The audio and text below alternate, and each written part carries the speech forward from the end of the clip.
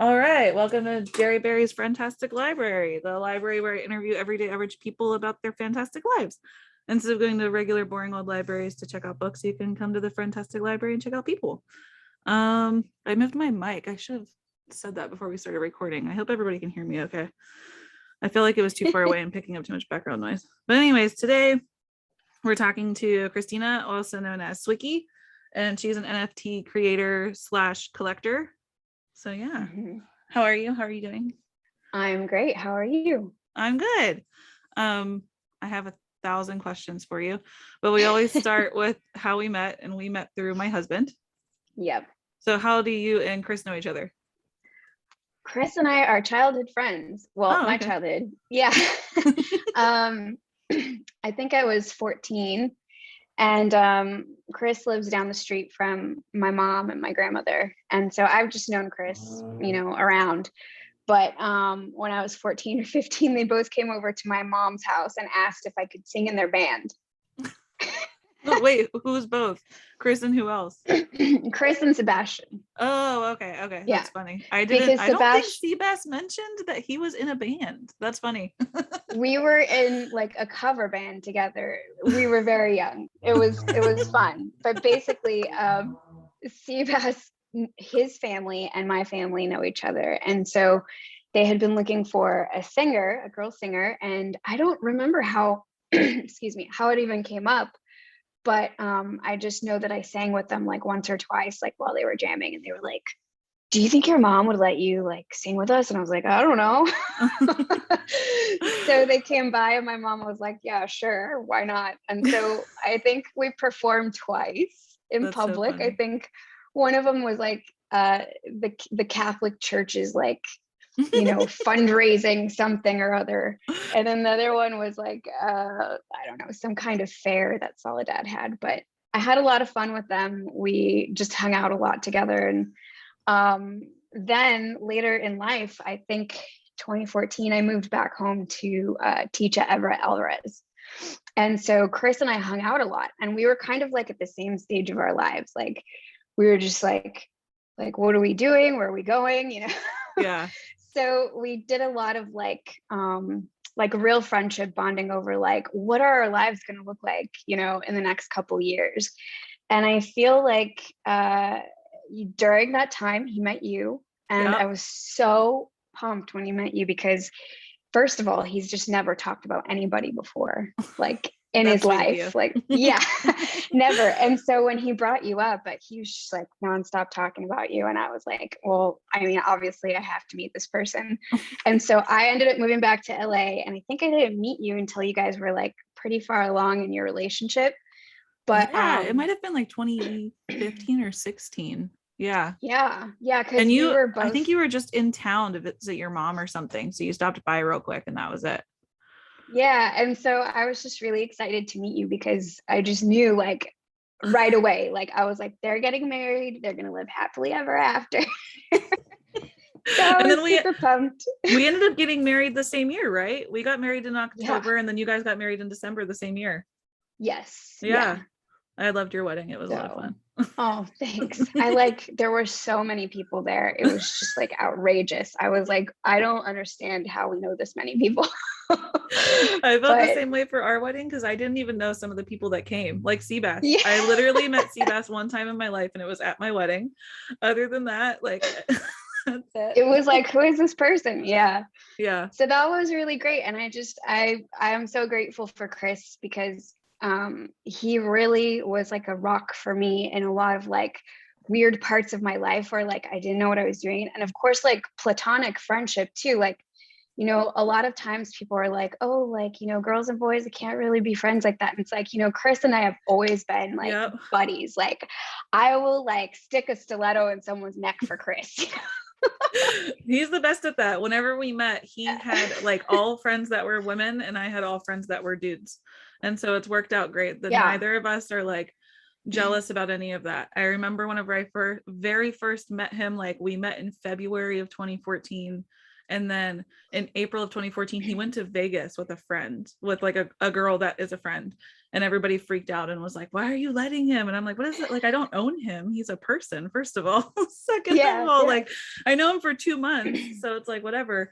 But yeah, people freak out. They don't think that it's like possible, but they don't get it. Yeah. no. And so for us, like, we've just always been like that. I do feel like he's my brother. And of course, you're my sister. I would do like anything for you guys. It's just like, you know, that's you guys are family. So it's just really fun to like really see you guys come together. And I just have seen the best of Chris like come out since you guys have been together, you know, especially with the kids now. And yeah, he went full dad really hard, really fast.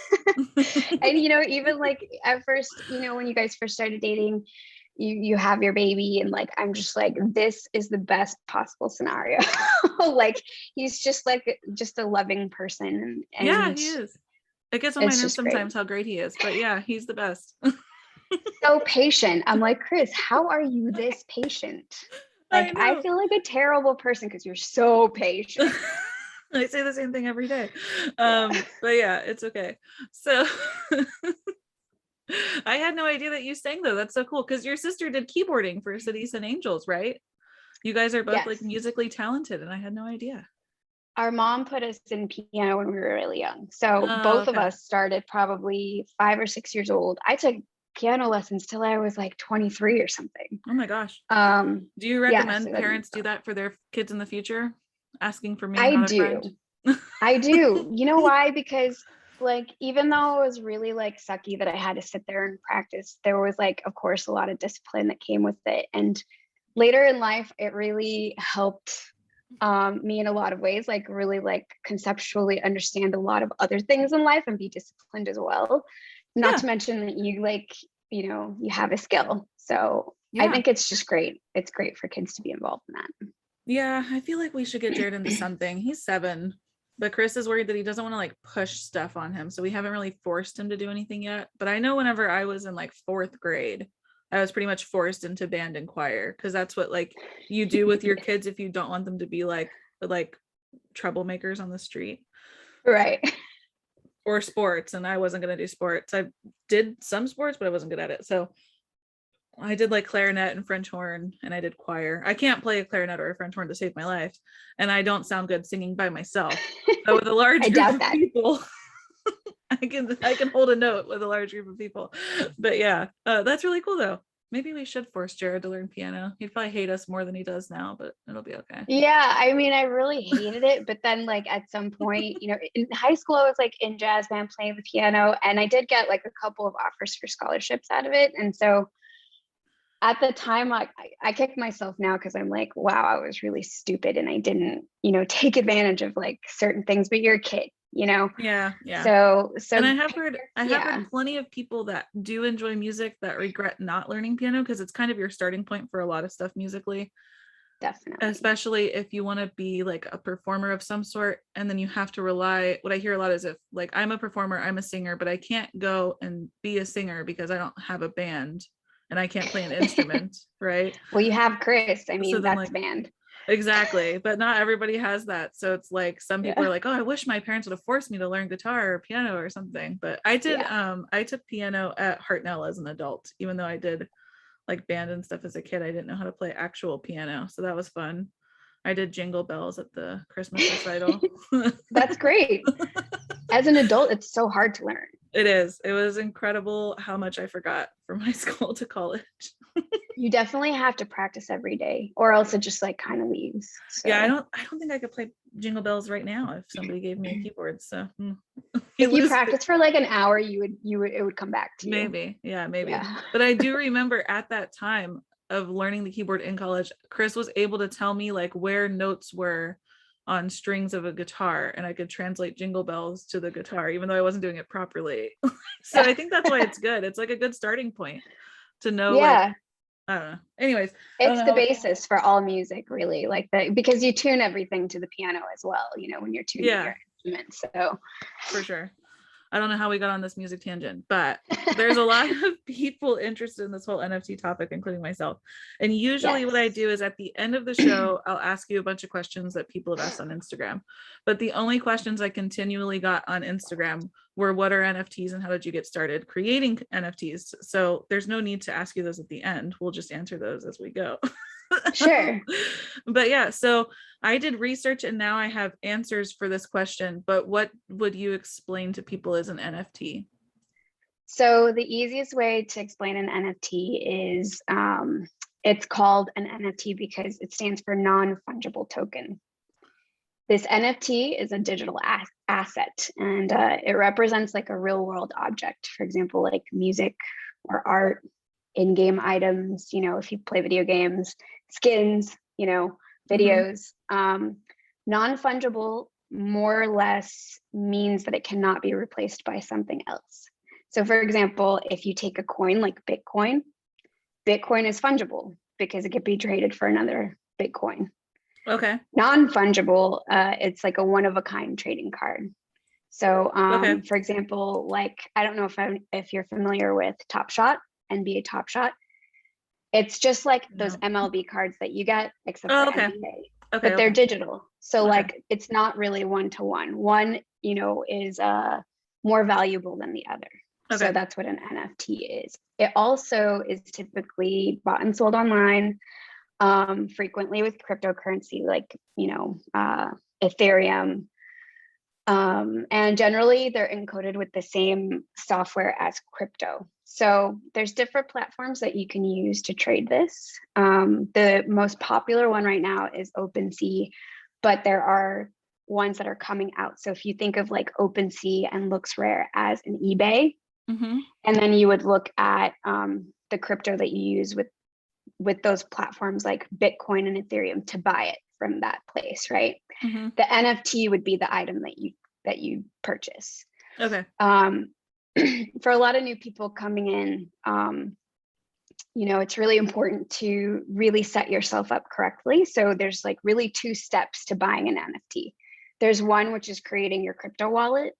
And Okay. in your crypto wallet, you will have all of your different coins, your Bitcoin, your Ethereum, your Solana, whatever it is you choose. And then with that wallet, you go to the platforms and then you purchase the items. But then those items kind of like live in that platform, like that's where you would view them. Okay. So like currently there's just a ton of issues around safety right now because people are learning how to exploit certain things. So I'd say if you're a newcomer, it's really, really important to make sure you do your research. Yeah, I Yeah. talked about this minorly on another episode with Cameron Barfield. I don't know if you know him, but he's one of Chris's friends from high school, and he does software engineering. And we talked about the kids that shut down Twitter, and they started by stealing people's Bitcoin, and because they knew how to hack accounts so easily, or they would hack other personal information and say, if you don't give me your Bitcoin, I will release all of this, and then you'll lose X, Y, and Z. Right. So I'd assume that if teenage boys that are like 14 can do it, then you should probably be pretty safe with that. Like, you should probably try to lock that up pretty tight. Yeah, there's like a beginner's guide that I could actually send you a link to that my friend put together. I think Yeah. it's probably the most comprehensive one because it goes from like step 1 through like, you know, you purchasing an NFT and really kind of like what to look out for projects, you know, making sure that you're like picking a project that's not going to quote unquote rug you. And rugging people means like projects that come in, make their like quick 2 mil and then like hightail it out of there. And so you've lost money and then the project doesn't go anywhere, right? So of course that's not the norm, but just with so many new people coming into the market, we just want to make sure that everyone's coming in responsibly. And of course, I'm always like available for like any of your listeners or my friends or family to like walk people through it too, because it's kind of like it's when like Google and Apple came out and people were like, what the hell is this? Yeah. Yeah. And then if you give me the link, I can put it in the description too, so that people can find it. Cause it's all For sure. fascinates me. And I keep hearing people compare it to Ready Player One, the movie or the book, if you've read or Very listened much. to it. Yeah, I can where go it's into all that. Yeah. a whole, so it's like you were, I feel like that's what I got from my research. It's like if we were living in a virtual world, all of this stuff needs to be monetized somehow and regulated. And that's what's happening with NFTs, right? So Currently not. or is that what they're trying it's the to Wild West. Okay. They can try, but it's going to take a while before like anything really hits, because I think first they need to just kind of hit the cryptocurrency market first, because that is what's like kind of like enabling this other thing. And I don't really think that people quite understand the magnitude of NFTs yet. Like, you know, like even me just kind of like being in it, like about a month ago, I was like, this is already out of control. Yeah. There's no way to get it back, you know? Yeah. So. It's all, yeah. And then I heard you mention the metaverse, and that deals with Facebook. Is that correct? That's what I've heard. So Facebook is currently coming into the market and is not very welcome by the people who have been there since the beginning. So that's kind of like, I don't know if you want to talk about that. I can. We don't have to. I just didn't know if that was true, because I work in an office with a bunch of people that are like our age, and they all have kids that are coming up in this new world, and all of us just sound like a bunch of old biddies that are like, well, these youths today and wanting their crypto money for their Facebooks and their virtual reality. So that's what I just hear, like all of this misinformation at work. Yeah. No, what's true and what's not. Basically, like once NFTs came to the market, you know, one of the biggest markets for NFT is an avatar. Or a profile picture that becomes an avatar in a metaverse, right? The metaverse is, quite frankly, there's like a million definitions for it, but it's just anywhere where you can exist and be digitally, right? So there are different places that have their own metaverse. Like right now, Facebook is coming in with theirs, which is called Meta, but they're definitely not the first ones. Why? And they're definitely like late to the game type thing. There's House of Kiba, there's a bunch. I mean, House of Kiba, I think I bought into that last May, and they're doing a pretty comprehensive thing that's like player. The sandbox is kind of like Minecrafty in terms of like the pixelation, but that's a place where like I legitimately already see Adidas, Nike, like all these big retail and huge companies, they're already in Sandbox. They've already bought land there. I bought land with 12 other people back, I think in September. And mind you, this is like virtual land. Like I don't even own my own house in real life, but I own virtual land. And since we bought that land, I think it has probably 100x'd. Wow. So we bought in for a certain price and it's worth 100 times more than that now, which is mind blowing to me, but also shows you how serious that people are. There's also a place called Decentraland. Sandbox and Decentraland are the two main places. Decentraland is more like fluid, like what you would see in Ready Player One, where they're doing a lot of concerts, games, like you would see like a Coachella stream there type thing. And that place is mostly geared for like wearables. Like if I want to go into the metaverse as I have a genie avatar that looks like me, I would go there and I'd like buy a bunch of stuff to, you know, deck myself out and attend virtual events where I could get, I'll go into this later, but like basically little badges that later down the line reward you, right? So these metaverses are basically just like a container for people to, distribute their art, distribute their events, have retail come in, sell things. I mean, it's basically like just like real life Sims marketplace in all these different places, right? I can't believe all this is existing right now in a world that I live in. It's blowing my mind that I have no idea about any of it. It's just really wild. Like it's something that I never really, that I would have even be touching, but just kind of worked out. Like for me, the timeline was like, I saw that you had created a separate Instagram, and that was with your name Swickie, right? So, and then you had your Bored Ape photo everywhere, and I didn't understand what any of it was, but I was like, I love supporting friends, whatever. I can like and share and comment. And then the next thing I know, I'm watching Hot Ones on YouTube. And it's the show where they eat hot wings and interview people. And Mia Kunis is on there. And then he's talking about how Mia Kunis has this whole animated show that is funded through NFTs. And then I'm like, what the heck are NFTs? And then Chris was like, that's what Tina's doing. And I was like, oh, okay. I still don't know what it is. And then like the next thing I know, because I wrote down all the stuff that I had heard about it before I invited you on the show, because then I had heard he had told me like Steph Curry invested in NFTs. And then I saw that on your website when I did the research. And then I sent you that screenshot because Bieber's into NFTs right now. I'm like a huge Snoop fan. Yeah. So like I see all his things. The haters can hate. We love the Bieber. Somebody at work mentioned the concerts, like you had said, that there was, I can't remember what rapper did one that blew everybody's mind, but there was like a rapper someplace that did an NFT concert. And now I was like, I have to know what all of this is. It's blowing my mind that this whole world exists, like in my world.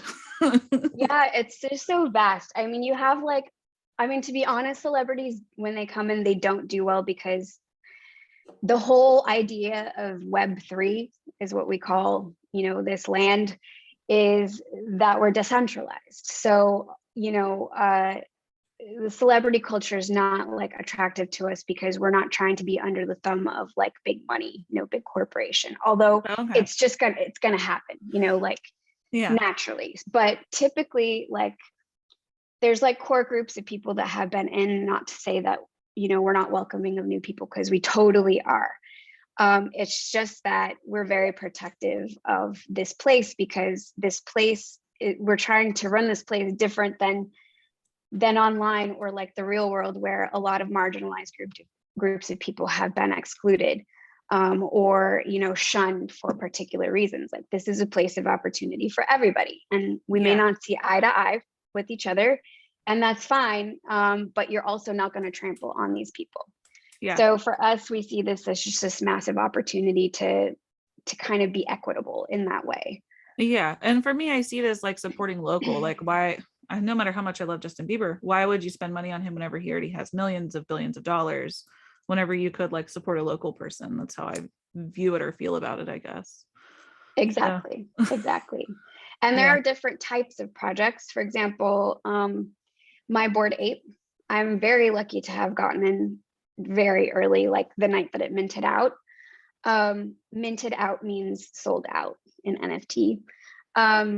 We bought it for like $250, and now they're worth like 120 Ethereum.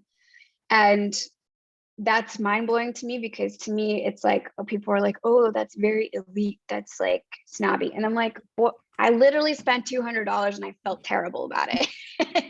I was like, what am I doing spending $200 on a freaking JPEG? Like, stupid, but like, so there's generative projects, and generative projects consist of like 5 or like any denomination of thousands up to like however many thousands. So Bored Apes is 10,000.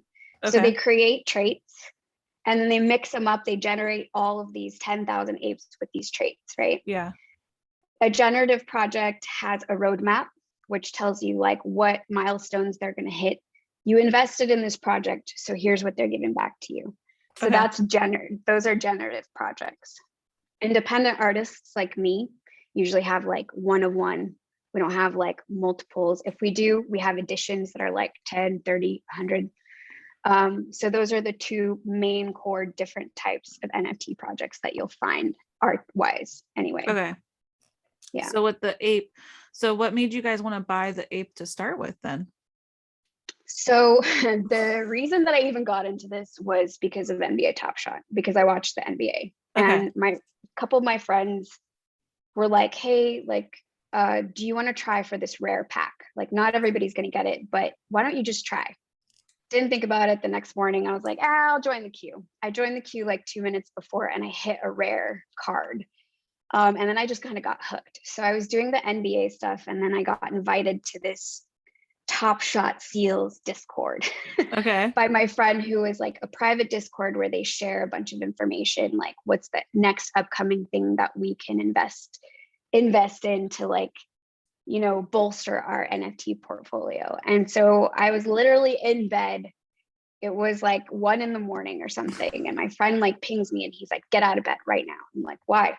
He's like, you have to buy this Bored Ape. And I'm like, it's $200. Like, I don't think I need to buy this. And he's like, just trust me. So I got out of bed, and when you transact for an NFT, you have to pay gas on the blockchain. So the Ethereum blockchain, basically like you pay gas to purchase the item. It's kind of like a tax, right? Okay. So I purchased it, and then I noticed the ticker like quickly, just like it went from like 4,000 or 3,000 all the way down to like 800. It was like in those few minutes that many people bought that NFT. Oh, And so then I was like, holy shit, like I should buy another one. So I tried to buy another one and I didn't make it. I only got one. So some people made it out with like 10. So they're like freaking millionaires now, you know? Okay. But so that's how that happened. And then I didn't, like the next day, the morning after, I drove to the airport and I put on Clubhouse and the creators were on. And once I listened to the creators talk, I knew that there was something really different about what they were doing versus like all the other projects that were happening. Plus they give you an IP. They like give you free control of the IP of the NFT, and not everybody does that. So that's what was special about it to me. Clubhouse, for those that don't know, is an iPhone thing. And that's like almost like a social media, kind of. It's almost like going to like a never-ending virtual conference. And you can like pop into different conference rooms. So I learned about that. That was before Spaces. Yeah. So I've used Clubhouse like one time ever on my iPad because I don't have an iPhone. I think, is it still only for iPhone users? Or did they? I don't know. That was probably one of the few times that I ever was on Clubhouse. And the only reason why was because I had bought that NFT. So I was really curious to hear like, what are they going to do next? But since then, I feel like Twitter Spaces has really like taken the place of Clubhouse. So okay, good to know. Yeah, good to know. I'm out of the loop on all of that stuff. So then I'm trying to think, because I feel like I have a lot of info. So I feel like I have a lot of questions. So you said that you collect it and then you create it. So have you created like individual stuff that you've then sold? Yeah, so that's like a whole other journey. So the way that it started really was because when I bought the Bored Ape, I actually had two for a while. I bought one secondary market for much more than 200, but way less than what it's going for now. It was back in like August. I traded my the one that I had minted with Peter, and then I kept the female one, and I entered her in this contest for her to be in a comic book. Okay. Well, she won. There was like bracket contest, and she won, and she's the only female ape. And that process just kind of got me thinking, as well as being a collector in the space, because there's another project called Ghosts that started out very, very humble and like, you know, $60. That's now like going for like $3 million, you know, per piece for project. But back then, you know, I just kind of really got inspired. Like, well, I've always been drawing and illustrating, and like I always had my own art. I had photo collections, film photo, like 120 film, like medium format, you know, like stuff that would never see the light of day because I just did it just because I loved it so much. Yeah. And so I kind of am in this weird position where I exist between the sports NFT through Top Shot, art NFT, because I'm like, you know, I love all the art, just like all these groups, right? So yeah, I was like, you know, I want to really try my hand. I don't know what's going to happen. I'll just put this out there. So I made two of them. And I was really not pushy about it, but I just really kind of posted it everywhere. Like I was really proactive. And this guy out of nowhere comes in and he's like, hey, he's like, I noticed that you made this. And just curious, like, where does this come from? And I'm like, well, I lucid dream. And a lot of times when I lucid dream, the first thing that happens is I go to space before I go into my dream. And so my first collection is called Moonbeam Collections, and it's all based on these lucid dreams that I've had, like the moment before I like turn into that dream. And so he just thought that was really cool. And so he bought one, and then he shared it. And then like his friend wanted to buy one, but then he bought the other one. And then people kind of just started asking like, oh, like, what is this? You know, it helped that I was already in the community, because I feel like having a presence there had people like trust me enough to feel comfortable to ask me questions, right? Yeah. And so from there it kind of just grew. Like now I have like 19 of them. I've Wow. sold out of every collection. I have 10 collections. All have sold out except for 2. I have 5 photo collections, and the rest are visual art, Okay. which I can also share with you if you're interested. But Yeah, like I just, any and all links can be shared with all the people so that they can get yeah, all the awesome connections and info. It almost, so to me as like a math person, some of this sounds almost like stock trading or just plain old investments. Like I'm already thinking like, oh, I should get into it and buy something and then just sit on it for like a while. And then whenever I need to go on vacation, I can like sell it. yeah. Is that a thing that happens? Yes, we're called diamond handers. Okay. So because we like, I have just multiple, there's NFTs called blue chips. Blue Okay. chips are different than just like random NFT projects that you don't know what the shelf life will be. So like a Bored Ape is a blue chip project. Okay. A cool cat is a blue chip project.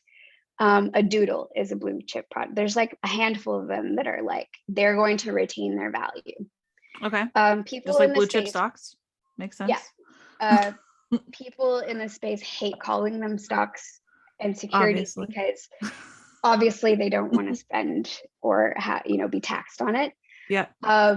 I And if you get a bunch of people that just do that for investment, you're now losing the magic of supporting creators and you're just turning it into a capitalist thing, which from what you said exactly. is like not what you want to do at all. Yeah, and a lot of these projects don't start out as being like, hey, we're going to be a blue chip. You can invest in Yeah. this and like gain like generational Yeah. wealth. Like Yeah. all of these people worked really hard, especially like Cool Cats. Clon, the guy who created Cool Cats, he was like at fairs, like county fairs and like art fairs, like trying to sell his art for years and years. And then suddenly he hits here in NFT, and his whole life is like, he's an artist now, like a Yeah. true legitimate, like creating things constantly artist. So Yeah.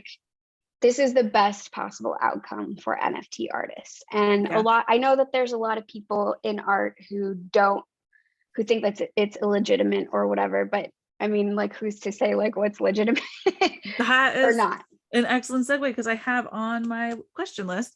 Yeah. I have already encountered 2 people since stating like 3 days ago that I was going to interview you that are like true haters and just think this is a huge scam. So I was going to ask, how have you had to deal with that? Like how you deal with that in the real world or I wherever? respond to that by saying that mostly they probably just don't understand how it works, because you're never not in control of what it is that you're buying or selling at any moment. It's just like anything else. Like you have to pay attention to the thing, right? You can't just like let it sit there and then expect to like make money off of it, or you have to be cognizant of what it is that you're doing or creating. So there are some people in the art world that don't really see NFT art as legitimized because they're the gatekeepers of art. Yeah. Of course, people who are in museums or old guard are going to look down on people who have completely eradicated the middleman Yeah. and their position Oh to say God. like, My garage door's opening. oh, 1 second, please. that's Hey, hilarious. what are you doing?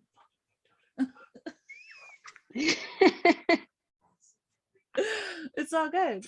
Thanks. Oh, there's a lot of natural light coming in now. Anyways, Yeah, from that intermission, see, there's always fun stuff that happens in the garage. Um, There was a whole thrilling episode of the power going off and on and me using my phone flashlight as the sole light provider. So anyways, okay. He has to close it back now. That's hilarious. I love it. Yeah, it's always a fun time. So anyways, well, oh, the haters, that's right. Yeah, so I have tons of friends in art, and I know that they already don't appreciate the gatekeeping of artists saying that virtual art isn't real art, that it's not art unless you have like canvas or paper or like. But we have a lot of people that are doing, I mean, there's one girl from Ukraine, I think. She's making like 20 by 20 feet canvas art.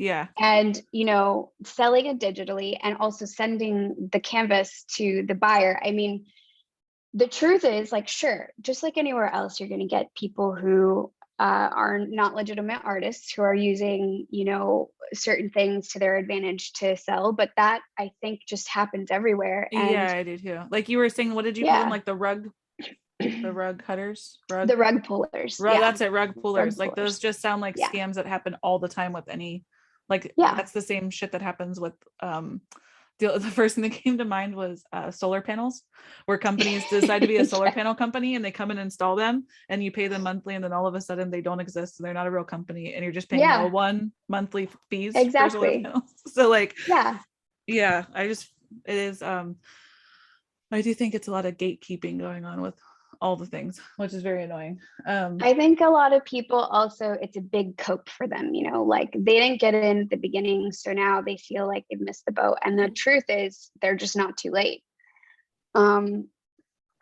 Like you can make a living as an artist being an NFT.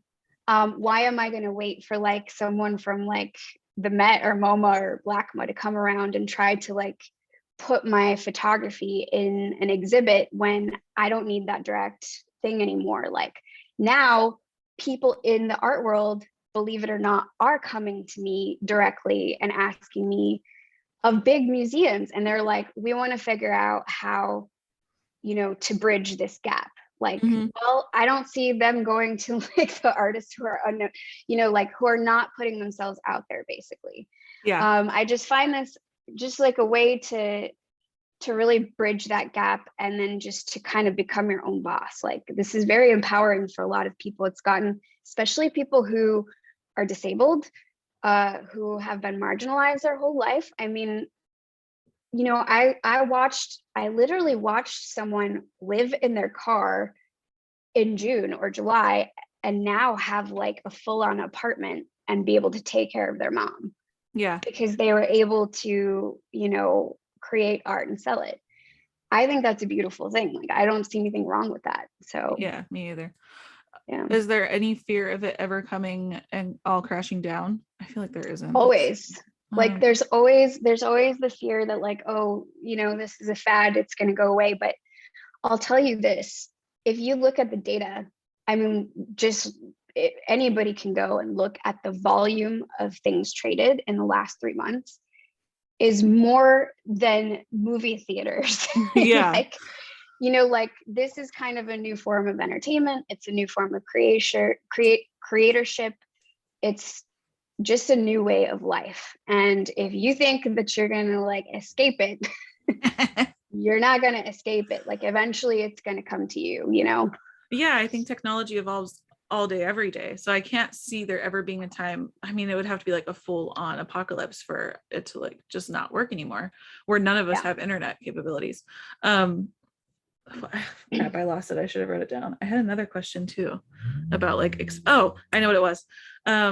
Do you have to, because you mentioned the blockchains and the IPs and all these computer lingo things, did you have to learn any type of coding going into your NFT creation / trading? No, but it helps to have a basis for it if you're a creator. The space moves really quickly. So like, for example, I forgot to mention this about NFTs, is that one of the biggest, most important things about it is that you cannot forge ownership of something, right? So once it's like minted to me, like Nobody can go out and be like, I'm going to sell your IP. Like there's a lot of right click savers out there that are like, I right click saved your ape. And I'm like, cool. Now sell it for like $2 million, you know, like you can't because it provides that ownership. So as far as that's concerned, wait, I forgot the question. It was about coding. The blockchain. Oh, coding. I forgot to for a second. for creators, you don't need to really know coding. Recently, something came out, it's called Manifold, where you could basically do a contract that they've created coding and just kind of plug in the answers, right? Okay. And then that contract will live on most or any platforms that can sell. So it's kind of like a lazy way to like mint a contract, but you basically just like fill in the blanks and upload things, and you can customize it. You can like leave like little Easter eggs in the coding part. Okay. And there's like websites that can help you like figure out how to do that. You don't necessarily have to have that knowledge. Yeah, or if you like lived through MySpace, it sounds like you could probably handle it if you lived through creating your MySpace journal space. Yeah. Like if you had a blog in the 90s, like you're fine. I'm wondering again, because I like went to college with all these nerds. I'm wondering what the background is like on all of these spaces. Like you mentioned, like who in their mom's basement right now is doing all of the coding for the background of those places? Do you know anything about that?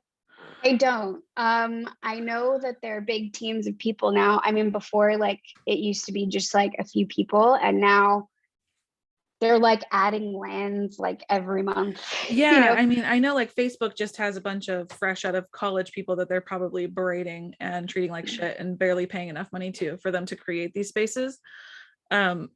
Because that's how those big corporations are. But just with the cool ones that you were talking about that are more independently based, I'm wondering like who is running this in the background, because that would be like the coolest shit ever to get into like that world. Yes.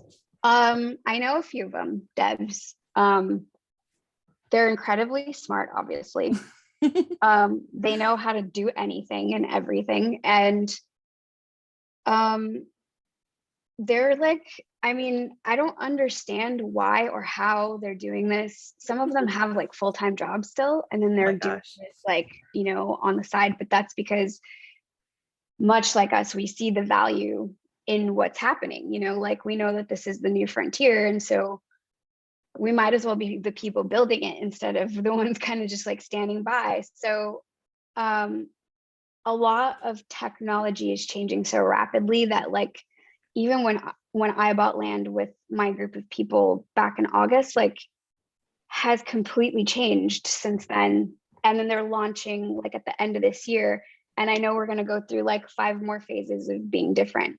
I just think it would be incredible if I could hook you up with my dev friend, if he would be willing to do an interview. I just think it would be incredible because he says stuff. I'm like, I don't understand what you're saying, but I would still listen to a podcast and listen to talk for you, you know, for an hour to hear. You are welcome to send my info or send me his info. I'm such a nerd. I wouldn't even need to record it. I would just want to talk about it. Even if he's like, no, don't post this, I'm too shy. I would just want to listen to him talk about it.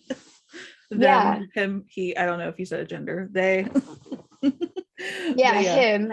He you know, everybody asks him also, like, you know, speaking of like risky behavior, if some people like find this token that they're like, oh, like I really want to buy this token, hey dev, can you take a look at this contract? He'll literally look through the contract and see like if there's any codes that will like drain your wallet, right? So like these people are just like doing God's work in like in like crypto, because we're like, you know, we really want to like do this, but is there anything like sketchy in the contract? And they'll take a look for us and be like, no, it's totally safe. Or I don't know, it's got this weird code and I don't know what it means. So DYOR, do your own research, or like NFA, not financial advice. I like that a lot. That's really good. They are doing God's work. That's really cool. I'm wondering, I did have one other question. Because I think we've covered pretty much everything else on my list, but I was going to ask you, because I just did my taxes and it says on there, do you have cryptocurrency? So I'm wondering, like, do taxes just suck hardcore for you right now? Like, is it They're easy going to do? Yes.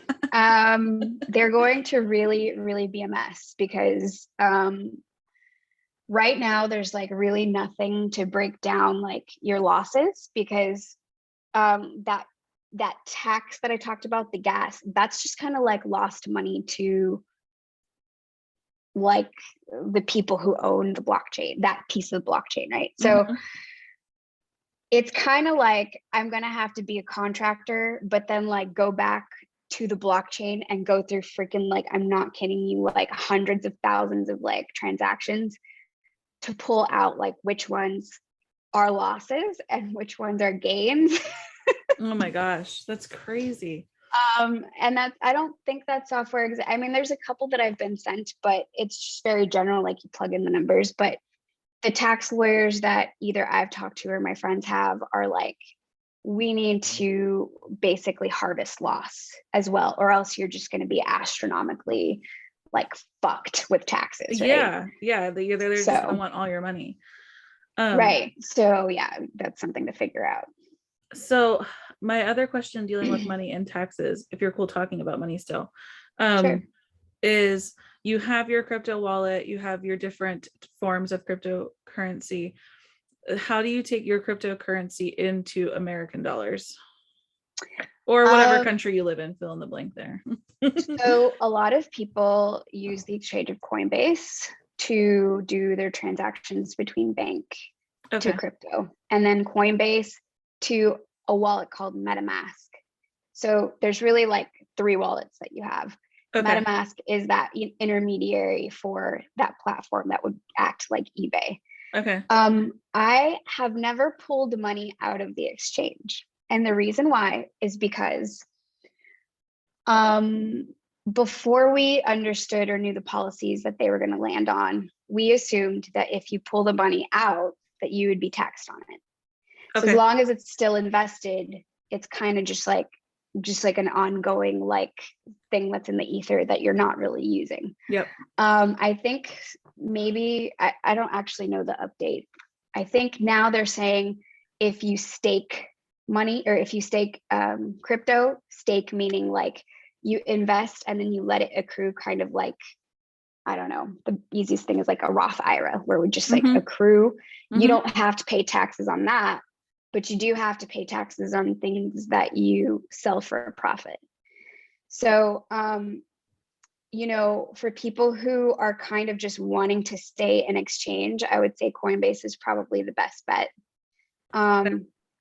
Because then like there's still time in between. Like if you want to send like $2,000 from Chase to Coinbase, I think there's like a few days in between. My easiest thing was to just buy a bunch of Ethereum and then just recycle it.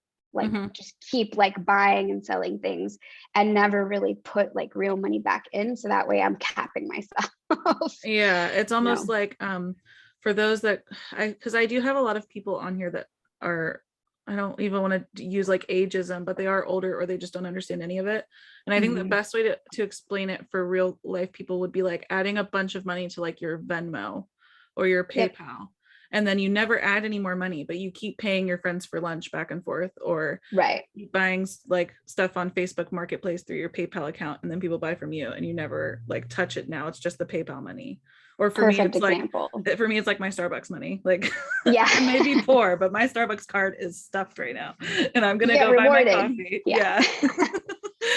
That's exactly. Yeah, it's a great analogy. It's a perfect way to describe like how we're trading back and forth, and you know, I'll lose money on something, but then win it back on some other sale. But then I'm never really taking it out because I just kind of want to see, you know, I want it to grow. So that's cool. I wonder, do you know what like the exchange is? Like the only currency I know is Bitcoin, but what is like one cryptocurrency dollar to US dollar? Do you know? Is that a thing? Yes, it changes every day. That's the other thing. Every day it's different. For example, a couple months ago, it was almost 4,000 to a dollar. Here, let's see now what it is. So one Ethereum right now is $3,001.88. Holy moly. Okay. Yeah. So a couple of months ago, it was like one Ethereum was like $4,000 or 4,800. So it's the market, like it's risk reward. It's very risky. Don't ever play with money that you can't afford to lose. So like, yeah, so that's what we're working with basically. It could go to zero at any moment, or it could not, you know, but That's crazy. yeah, it's just the risk you take. I think I've run out of questions at this point. I could probably think of more tonight after I think about it and like absorb it all. But my one last thing that I did have on my list was like, do you, and I like to ask a lot of people this at the end of my episodes too, is like, do you have any words of advice or like takeaways that you want people to remember if they listen to this for like starting an NFT, getting into the world, all of that? Yes. I would say if you're looking to be a collector, definitely collect things that you like, because if you like them and you lose money on them, it's not such a big deal. Never put more money in than you're willing to lose.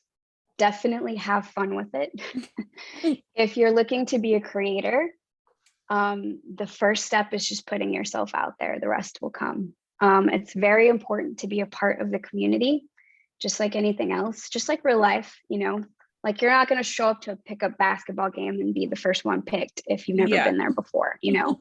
Yeah. And I would just say that it's pretty overwhelming to like come into it at this certain stage because it's just very big and like intimidating, but breaking it down step by step, like, you know, looking at the beginner guide that my friend put together, will really like pare it down and like make it bite-sized enough to understand, you know? Yeah. But I just think the most important thing is just really have fun. I've made so many great friends in real life from this. And even Peter started really quick, NFTBA. NFTBA is NFT Basketball Association. Oh, that sounds And we, in the last 12 weeks, we've thrown 3 or 4 events. We're going to Vegas and doing another event in LA in March. And basically the way that it uses an NFT is the NFT is like the ticket to be a player. And so all these teams play basketball for a day in a tournament. And it's pretty much like really changed the landscape of how to use NFTs.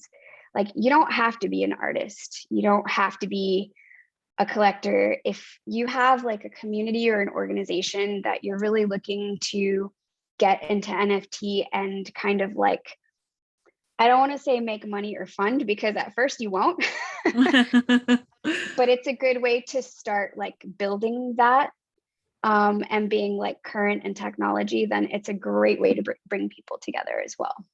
That's really cool. Yeah. So can just normal everyday people be the players, or is it like actual basketball professionals buying tickets? Nope. Oh, just anybody. Yeah. That's cool. And they'll actually go, huge event. They'll actually go play basketball, not virtual basketball. Is that right? That's really cool. I'm going to Vegas in March too, because that's my birthday month. You are? Yeah. When? Well, the creepers are going to know now, but it's okay. March. Oh. Yeah, don't dox your birthday.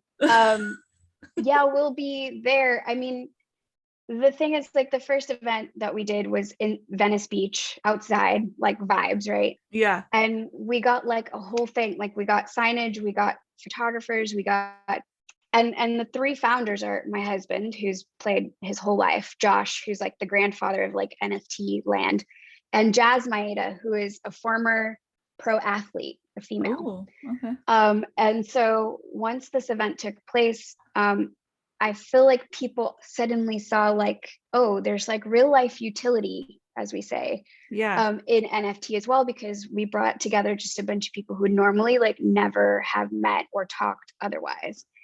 And it's become like a cult classic, you know, like when NFTBA, you know, and it's like, that could be true for anything. Like that could be true for, you know, a crochet group that you start, or, oh my gosh, I love that so much. You know what I mean? Like it could be anything, like, and it just is a way for people to really like bond in real life, like NFT meets in real life. So I like that. Yeah. I have questions that I like to ask a lot of guests depending on who they are. And I feel like you would know the Spice Girls. So do you have a favorite Spice Girl? Oh yeah, Jerri Halliwell. Oh my gosh, that's what somebody else said. And I always feel honored because that's my name. I Yeah. know nothing about the Spice Girls other than one of them is named Jerri Spice because that's my name. And there were no girl Jerrys growing up. And then another one She's is, a great singer. She still has like solo albums too that are great. that's so funny. I think Yeah. I think Seabass said one of the I think his exact words were, isn't one of them black? I think that's the one I like. And then one of Yes. Chris's other friends is said Jerri as well. But yeah, and then another one is what's your favorite spice that you like to use? What's your My go-to? favorite spice has to be cayenne pepper. Oh, that's another good different one. So many people have said cinnamon. I have done like, Cinnamon. Oh no. this is like recording number 13, and I think I want to say like 10 of those have been cinnamon. Wow. Well, that's because it's all sweet stuff. I like spicy things. So Yeah. I'll put cayenne on everything. Do you identify with any Winnie the Pooh characters? No. Well, okay, Piglet. Okay. That's cool. I always say Chris is a Pooh. He's definitely so fucking zen and just friends with everybody. He doesn't care. He really is. He's just got that vibe. But yeah, I'm so glad that you came on. I learned like so many good things. And Yeah, thanks for having me. I hope other listeners learn things too. Do you have any shout outs of people? Because I think did you send me a link to one of your social medias? It'll be in the description. Okay. If you have anything coming up that you want to tell the people, this is coming out on Friday, so in a couple days. But right now I just completed my first week full time in NFT. Ooh. Like I left my in real life job, which is like terrifying, but also like really exciting. Congratulations. And thanks. And so with my Bored Ape, I created a fashion line with the former Crooks and Castles co-founder. So we're gonna have like a public sale of that. Pre-sale's already gone out. And then I have my art collective that I just started called Space Dust, where we're gonna be doing a lot of like NFT in real life stuff. So like events, merchandise. I don't want to give too much away, but cool stuff that you'll be able to like see, feel, touch, hear, awesome. and hopefully enjoy that. And then so that's what I've got going on right now. Plus the comic is coming out in like a week. No, not the comic cover with my specific ape on it. So I just feel like there's like a lot of stuff in the works, but that's awesome. You can see stuff on Twitter or IG. Yeah, they'll be in the description. After you send me the beginner guide, we can put that in the description. There's like all kinds of stuff that people can click on in the description down there. I have like a Patreon that I have a link to down there, Amazon wish list. Because you can see that I work in my garage, and sometimes my husband thinks that it's cool to come in and like hang out while I'm in here. So fun time. I'll be browsing your wish list for sure. But if any listeners have any things they'd like to donate or look into, we have all kinds of links down there. But yeah, I'll stop the recording and then we can chat after, because I'll tell you when we're going to Vegas. But sure. Okay, bye.